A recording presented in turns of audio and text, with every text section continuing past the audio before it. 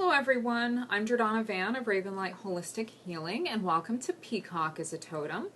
I've chosen to do this video on peacocks, which are the male of the peafowl species only, because when we hear the word peacock, the vision that pops into our heads most likely corresponds to the traditional appearance of the male of the species. Since there are actually some differences between the life cycle of the peacock and the peahen, as the female is called, if you're actually a peahen person, then some of this info might not exactly apply to you. Also, there are actually 3 species of peafowl, the Indian and the green and the Congo, but this video is only going to apply to the Indian and the green. They look like the traditional peacock with which most of us are familiar, the big spreading tails decorated with the golden eyes. The Congo shares a lot of similarities with the peacock, the Indian and the green, but that's not really one of them. The Congo looks more like a pheasant. Most of us wouldn't think of it as a variety of peafowl if we saw it. Additionally, as always, I don't include my entire analysis of a totem in these videos because otherwise we would be here all day. I have to kind of pick and choose what I want to put in these. So if you want more information than I cover here, if you are actually a peahen person or if you are a Congo peacock person and want to know what that means for you, please visit my website to schedule a session with me. I would be delighted to work with you. So let's get started. Peacocks have a long-standing association with royalty and with the wealthy classes. For much of their history, they were found on the estates of the well-to-do, where they served as living, breathing, wandering ornamentation. The wealthy individual would purchase a bevy of peafowl and then just let them loose on their estates where the birds would strut about and look pretty, occasionally displaying their breathtaking tails. They served the purpose both of beautifying the estate and showcasing the wealth and status of the property owner. It should come as no surprise, therefore, having long been the symbol of royalty, that one of the peacock person's most readily observable qualities is an attraction to the sort of things that would suggest a regal lifestyle. These individuals are really drawn to luxury, though they might have trouble admitting that, and to beautiful, well-made items. Quality is really important to them, and they love things that are special, made with time and care and attention, rather than mass-produced. If something's cheaply made or commonplace, they'll tend to avoid it. On the upside, these are the folks that you want to take you out to dinner because they're going to choose someplace fabulous, or on a trip because they're going to take you to all the hidden places that only the locals know, the ones who really know the local flavor, not the tourists, and whose homes are going to be filled with beautiful, tastefully arranged pieces. But it does tend to mean that the meaning of the word budget can sometimes be lost on them. In fact, it may often be lost on them. In their very core, they know they're intended to be surrounded by wealth and beauty, and so they have a tough time convincing themselves to pinch pennies. And they're not really supposed to. Peacock people have a magical connection to money. When they really have their heart set on something, the money, or sometimes the item itself, will usually just come to them. This system works out beautifully for the peacock person, but it can be frustrating to be in a relationship with these individuals if one of your priorities is keeping to a budget or saving for something. This is just something you need to accept about them, as it's usually going to work out in the long run. Even if it looks like they've run out of money, it's going to show up again eventually, and usually in the nick of time. Peacock people may not be consistently wealthy, so despite the attraction to a wealthy, royal-seeming lifestyle, these aren't often the 1%ers. But they usually have the ability to buy what they need when they truly want it, at the time they want it. The other piece to do with royalty here is an inherent knowledge that they're here to be admired, to be adored, to be oohed and awed over, as though they were at the right hand of the king or queen. Remember, the wealthy kept them on their estates for precisely that purpose, and peacock people do tend to be beautiful in a physical way. If they don't possess a conventional beauty, if they don't look like a supermodel, they're still going to be striking in some fashion. Their eyes or their hair or their figure will catch people's attention. Or they have an inborn knack for making themselves look beautiful, just knowing how to apply the right cosmetics or do their hair or select the exact right clothing and jewelry to flatter their faces and forms. Yet while making themselves physically beautiful is an innate ability, it doesn't take away from the enormous internal pressure a peacock person often places on themselves to meet certain physical standards.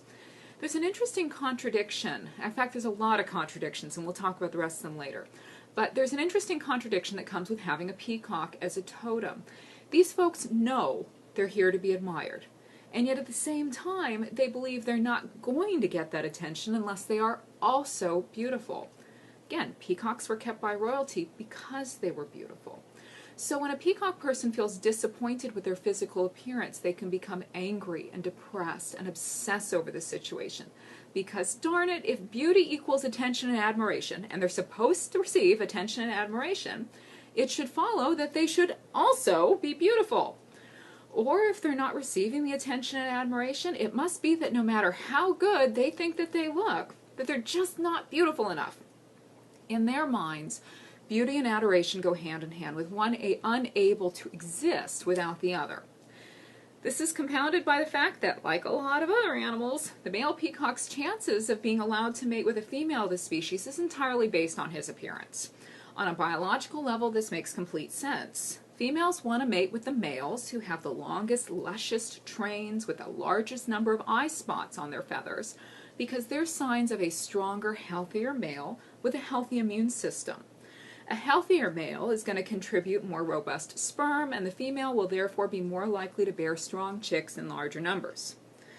Reproduction is the central biological imperative of most animal species, so this is a big deal. So in peacock land, the prettier bird gets all the female attention, and therefore all the sex.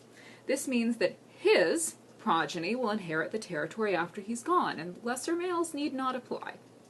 For the peacock person, the key to their happiness, not to mention their basic sanity, is to accept that there are two kinds of beauty, and only one of them is actually necessary for the love and attention that they crave.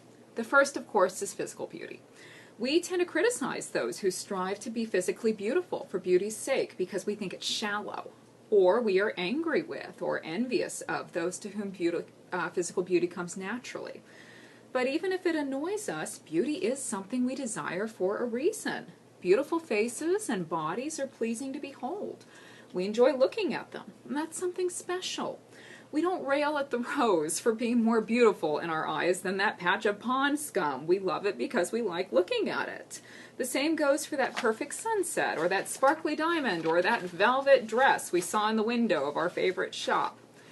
Beauty's desirable because we like it. It's pleasing to our senses. So it is not wrong for a peacock person to desire beauty or to be admired for being beautiful. These things are just part of their makeup. They're intended to bring physical beauty to the world. But socially lauded physical beauty is not the only beauty there is, nor even the most important kind of beauty. And if a peacock person can't accept this, they're going to forever live in a state of anxiety. After all, if you think that having love and good things in your life is entirely contingent on how you look, how can you not worry about what's going to happen if your appearance changes? On the other hand, if a peacock person can recognize that their physical beauty is just a perk that lasts as long as it lasts, but when it's gone, there are still things to love about them that are just as valuable as their appearance, and probably more so, and that they will still get their needs met, then they can relax. From this place, they will attract people who will greatly enjoy their physical beauty, but will not love them only because of it.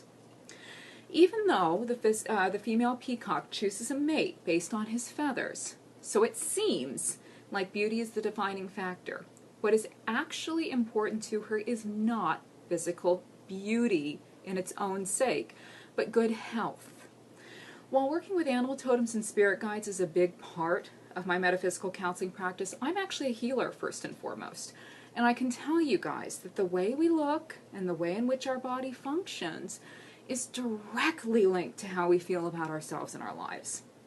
If we are happy, confident, optimistic people, we will look better and our bodies will perform far better than those who are miserable, don't like themselves, or don't have faith that they're going to have a happy future. So what a healthy appearance and a healthy body really demonstrates is the health of a person's spirit. This is a very lengthy way of telling you guys that your attitude matters. If you're not already conventionally beautiful, your attitude is going to make you seem that way. So this is like, people might look at you and go, well, you're not a supermodel, but they still think you're just as attractive as one. They may not really understand it, but that's the way it works. And if you are conventionally beautiful, a crummy attitude is going to take away from that beauty, and the kind of love that you're really wanting, the kind where people love you for who you truly are, is going to tend to elude you. So for this reason, among the Peacock person's life lessons is developing the understanding that they are, to use the popular phrase, more than just a pretty face. Usually these lessons arrive on the heels of a period of loneliness or isolation, as the absence of people to admire them forces them to look at what else they have to offer the world, since their physical appearance apparently isn't enough anymore. Or this occurs after a perceived loss of their physical beauty. They don't have their looks to trust in to get them by anymore, so they have to find the faith that they can be loved for something more than how they came into this world, more than their packaging. I might add that sometimes this process happens in reverse. A Peacock person has never felt that they are beautiful, and it's not until they accept the beauty of their soul that they are able to, and are able to embrace their unique abilities, that they can become physically beautiful. Again, we look better when we love ourselves. In either case, when the Peacock person accepts that physical beauty is not going to get them what they want, they then become ready to develop their other talents, the things that make them a beautiful soul. Often they've long been aware of these talents, but they haven't really used them because they haven't had to. Peacocks are one of those birds that once its needs are met, they don't go anywhere. This is why the wealthy could just release them onto their estates and trust that they wouldn't fly away. Peacocks can fly, but if they have all the food and water and mating opportunities that they need, they'll tend to just stay put. Peacock people who are receiving all the attention for their beauty that they want will tend to do the same thing, stay right where they are without developing other vital pieces of themselves, which is why the universe will often remove either their admirers or their physical beauty. This is to help them express the fullness of their purpose and not just a part of it.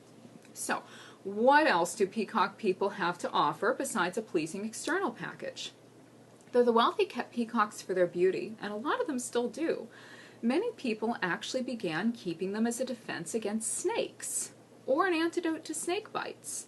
Now, in case you're a snake person like I am, I need to add here that I will be talking about snakes as they relate to peacocks. I am not talking about the qualities of snake as a totem. So if you want to know what it means to have snake as a totem, I have a video about it, and I wrote a very detailed book about it, which you can find on Amazon.com. Anyway, in the context of the way in which snakes relate to peacocks, we are using the classic association with snakes. Snakes in this case are the deceivers. We talk about snake oil salesmen, or somebody being a snake in the grass. It's someone who pretends to be other than they are, and what they really are tends to have a self-serving and probably downright toxic agenda. These people may seem like they care about you or want to help you, but they will bite you in the end. 2, snakes are often associated with the serpent in the biblical Garden of Eden, whom many blame for the fall of man. So again, we're talking about a liar, a vicious manipulator, somebody who deceives us and then something really bad happens as a result. So peacocks attack and kill deadly snakes. Peacock people can have an equally devastating effect on those whose behavior is snake-like, as they have an absolute intolerance for deception, and they have an obsession with asking questions and picking something or someone apart until they get to the truth. When a peacock spreads its tail, one of the most noticeable features is the eye spots on the feathers of its train. It seems to have 100 eyes with which to look at the world, and for this reason we associate peacock with being able to see things in an intuitive way. These people do not just accept what their eyes tell them about a person or situation. They look at it from every possible angle. They apply their gut sense in full measure. They keep digging until the truth is revealed. Peacock people really, really want to know why people do things, what someone really wants. They are incredible investigators and sometimes overthinkers as a result. So if you're trying to convince a peacock person that you're anything other than what you really are, they are eventually going to figure it out, and they aren't going to let you get away with doing it any longer.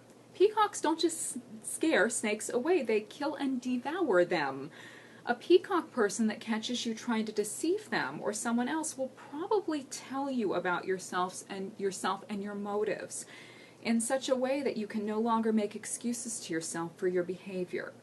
This is the equivalent of having your shadow self, all those parts of yourself that you keep hidden or can't face because they're too painful, ripped out and held in front of you where you have no choice but to acknowledge it. This is going to hurt a lot. This may not seem like a particularly beautiful quality, but it is often only when we experience a crisis like this, when someone makes us face the wounded pieces of ourselves that are causing us to hurt ourselves or hurt others, that we become ready to change. By being brutally honest with those who would deceive others, or just as importantly with those who have been deceiving themselves, as we are all wont to do, the peacock person creates the circumstances necessary for someone to finally shed their deceptions and learn how to live as the person they truly are. Peacock people pave the way for truth and authenticity. Keep in mind, though, that you're only going to see all those eye spots on the peacock's tail when it's open. Similarly, peacock people are only going to be able to spot untruth if they make up their mind to use their gut sense and apply it rigorously. Because they themselves place such importance upon appearances, it is easy for them to buy into how a situation looks or how someone looks or what the person says as a measure of the situation, as a measure of the person's intentions. So peacock people can be extremely gullible or absolutely impervious to deception. It's up to them. In its most basic sense, it's just like using our normal vision. Most of us have two eyes that work just fine, but we can only use them if we have them open. If you keep them closed, you still have them, but they aren't going to do a darn thing for you. A peacock person's ability to see truth is amazing, but they have to decide to use it. Now, not only are peacocks known for killing snakes, an extract made from their feathers acts as an anti-venom to the bites of Russell vipers, common cobras, and Malabar pit vipers, which are native to India and whose bite can kill you. If you were bitten by one of these snakes but lived far away from a doctor or hospital, a peacock could save your life. Peacock people are often the antidote to the suffering we experience from daily contact with life's snakes, the things in life that poison us, that cause us to hurt or despair. When you're suffering from one of these experiences, talking with a peacock person or even just being in their presence is going to tend to make you feel better. But if you are the snake person, it's probably going to make you feel worse. So just putting that out there. If you're the snake person and the peacock person talks to you, you're probably never going to want to see them again.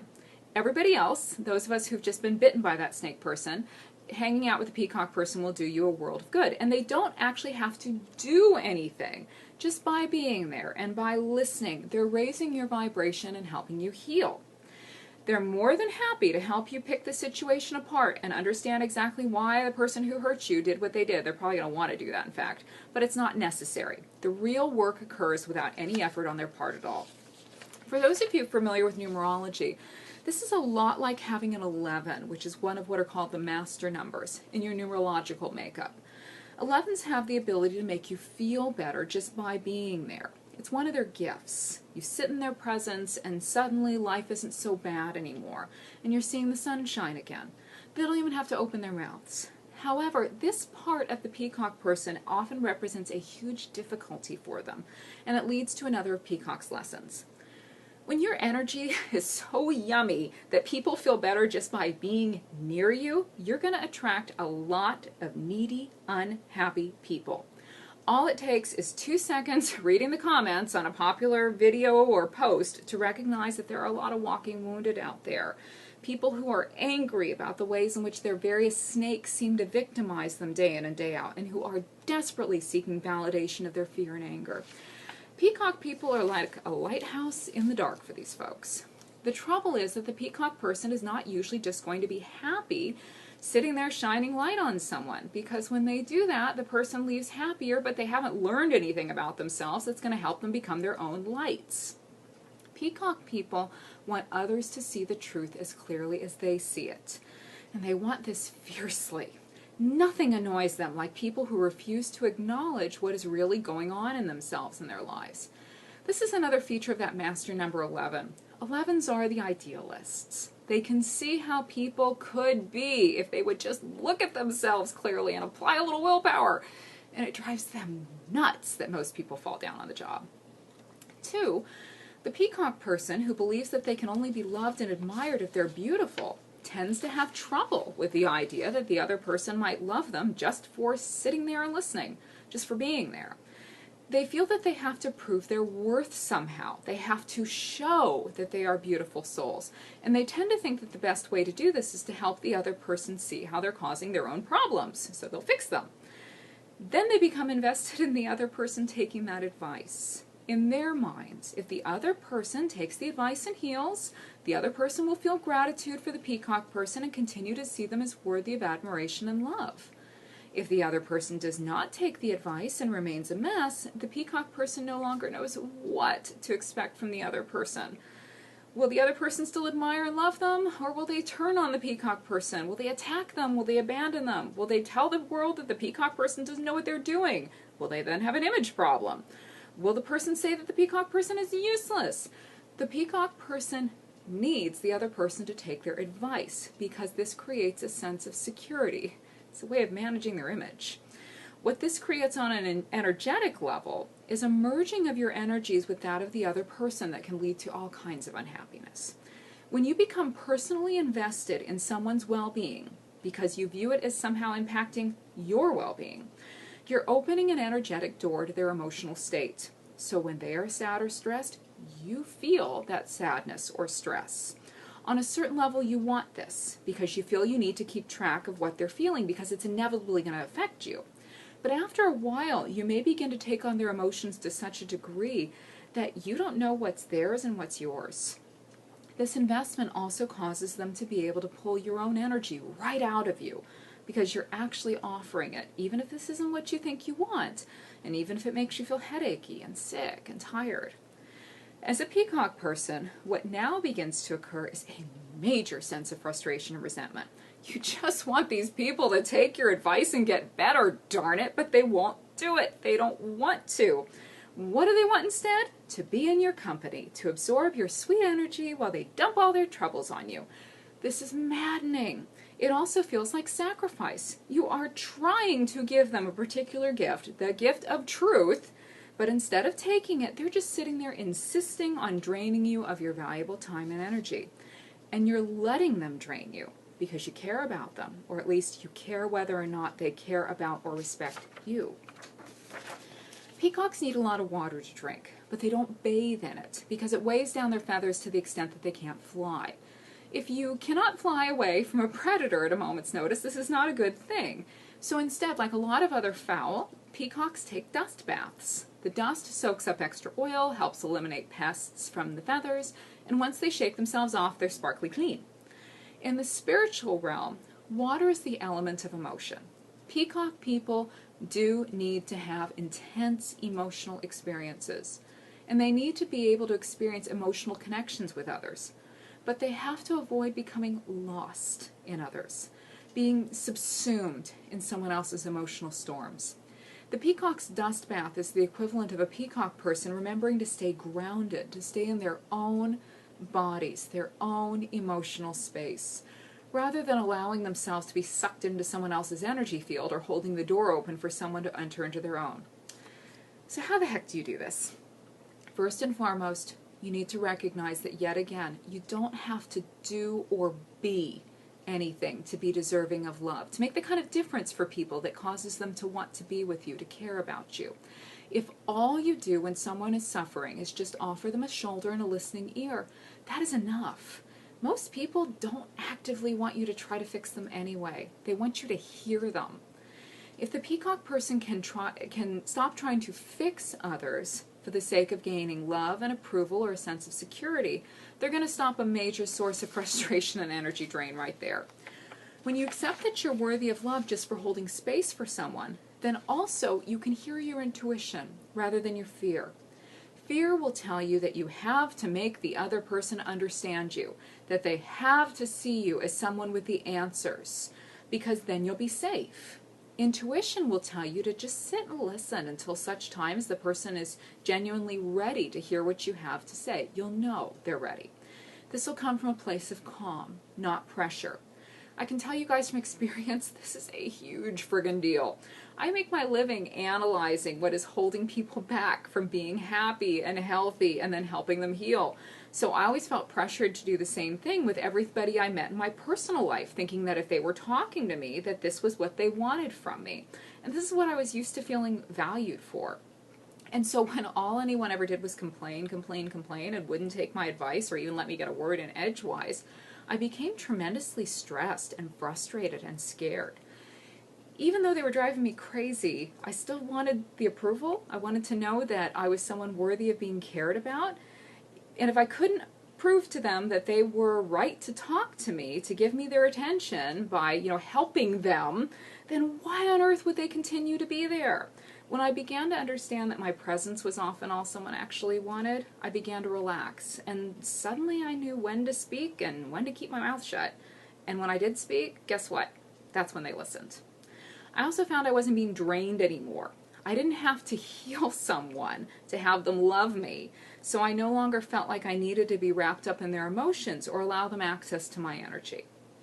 One of the cool things about peacocks is that they don't have to suffer to provide the world with beauty and healing.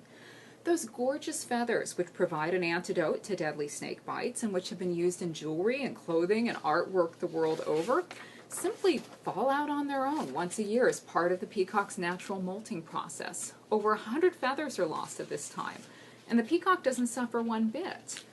You don't have to cut yourself into pieces to provide healing and beauty to the world. It's simply something that happens when you live healthily and happily. By simply being yourself, you shed light and joy and beauty. So if you find yourself feeling constantly that you have to give and give and give to receive love and gratitude, that you have to prove yourself, or that you have to make an effort that you don't enjoy to force your face or body into the appearance of beauty, you aren't living your life's purpose. Peacock people are super creative, whether this is, and one of the ways that the world receives your energy is through these things you create, whether this is art or music or dance or flower arranging or some other outlet. You do these things just because they bring you joy, and they'll bring others joy as well at no cost to you. What is important to remember here is that while you're going to make a lot of people really joyful, and that your creativity, your talent for truth-seeing, and even your very presence will provide light and healing, there are also going to be a lot of people who are very vocal about the fact that they don't like you. They're not impressed by you. They don't like your creations. This, again, is an 11 quality, for those of you who are interested in the numerological components. 11s have a terror of being criticized, but they're meant to get out into the world to inspire growth and change. And being in the world means learning how to not take people's comments personally. There are going to be a ton of people who criticize you simply because they believe that you are more beautiful than they are or more talented, and this makes them feel envious and angry. There are going to be those who are furious that you insist on looking at the truth of people and things. People cling to lies and illusions because that's easier to face than their wounds. And so they're going to say things to try to convince you that you're wrong about what you see.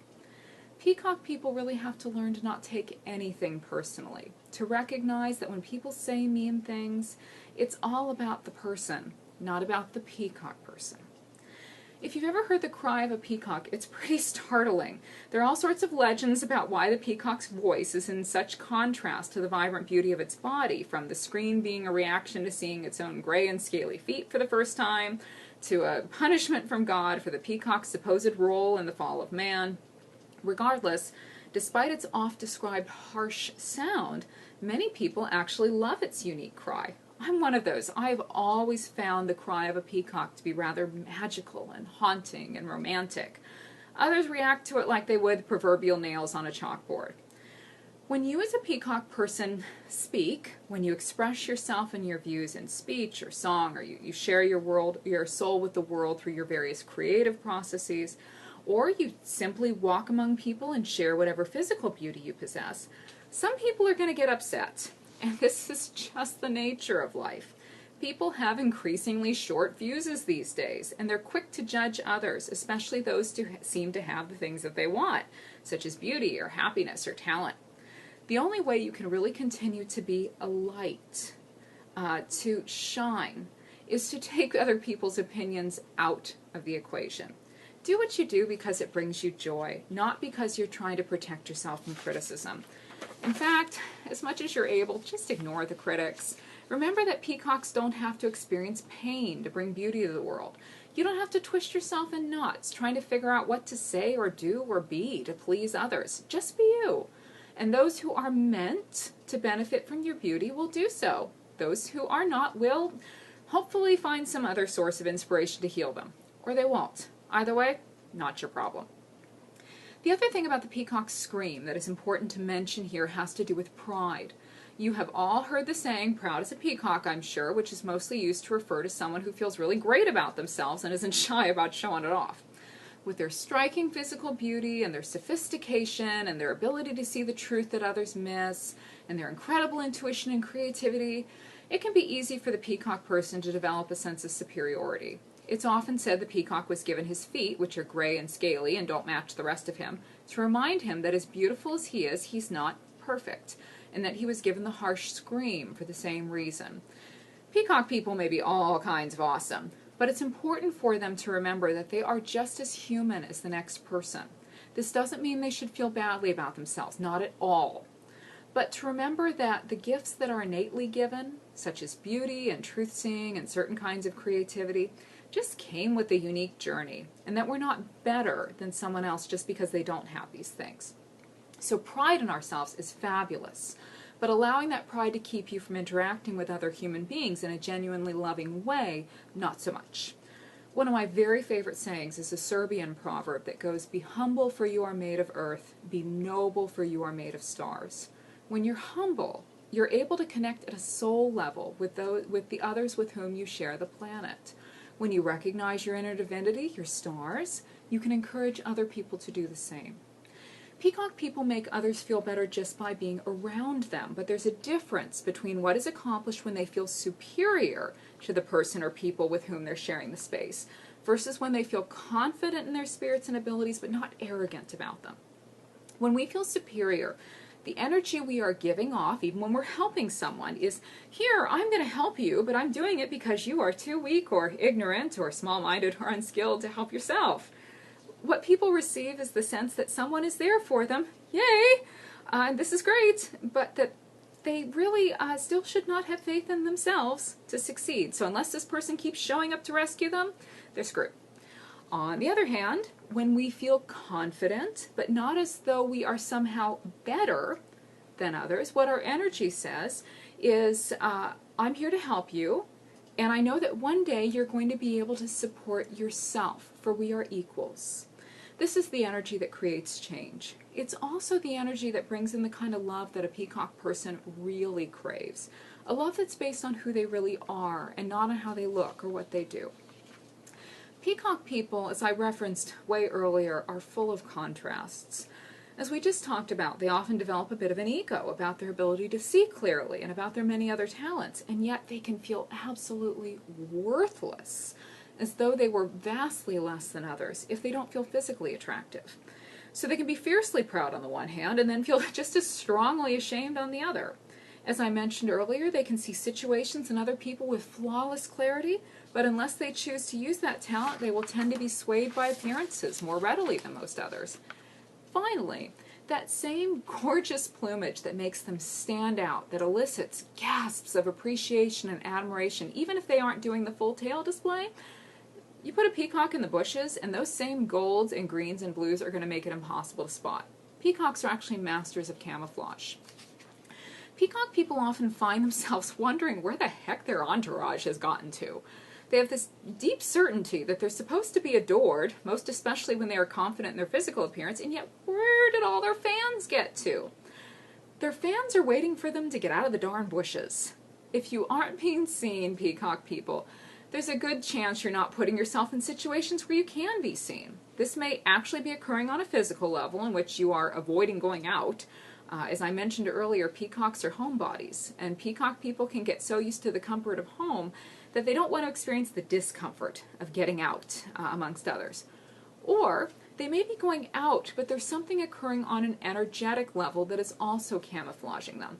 The peacock person may fear other people's neediness, or they've judged other people so unlike them, so incapable of being sophisticated enough to be worthy of them, that the vibes they're broadcasting are actually, I don't want you to see me because then you're going to latch onto me like a leech, or I feel isolated among you. I'm so different you aren't going to resonate with me in a way that causes you to approach me, and I'm not really sure I want you to anyway.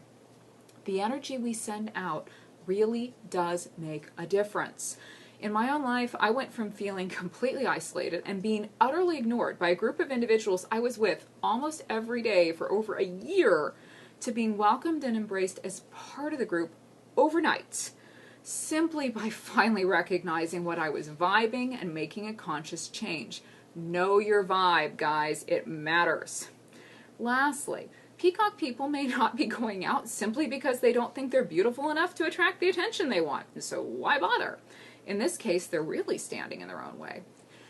My darlings, if you aren't being seen and adored in the way that you know you're intended to be seen and adored, you've got to sit with yourself and ask what role your own beliefs and actions could be playing here. If you're alone because you're not going out, well, it's a pretty simple fix. You have to deal with a little discomfort and get yourself out the door. On the other hand, if you can recognize that you think that no one you possibly could meet would have anything in common with you, then you've got some self-work to do. The same goes for recognizing that you're afraid that people will drain you and need you all the time. Unless you release this, you're going to keep yourself hidden from people. And you aren't meant to be hidden. You're meant to shine, to feel like the king or queen of your own life, and to make a difference in the lives of others just by being your wildly creative, vibrant self. The world really needs you to honor yourself when you get right down to it. So I hope this has given you guys a good understanding of peacock, but if you would like further information, you're welcome to schedule a session with me. I work with people all over the world to help them understand the unique messages of their animal totems and spirit guides, and also to help with physical and emotional healing, dream interpretation, figuring out what you're here to do with yourself, and about a bazillion other things. And I'd love to work with you as well. This is what I do for a living, and it's awesome. So if you're interested in working with me, you can visit my website, which is www.ravenlightholistichealing.com. It'll tell you exactly what I do, what to expect, what I charge, how to book a session with me, and all that good stuff. Please be sure to check out my fact page before emailing me with questions, as the answer may already be at your fingertips. I'm also on Facebook and Instagram at Ravenlight Holistic Healing. Make sure you look for Ravenlight Holistic Healing and not Jordana Van, because I do not respond to requests on my personal page. And while I understand that you might like my professional opinion on your spiritual situation, this is not something I provide outside of a formal session under any circumstances. So if you're interested in my opinion or guidance, please book a session. Again, I would love to work with you. Have a gorgeous day, my darlings. Cheers!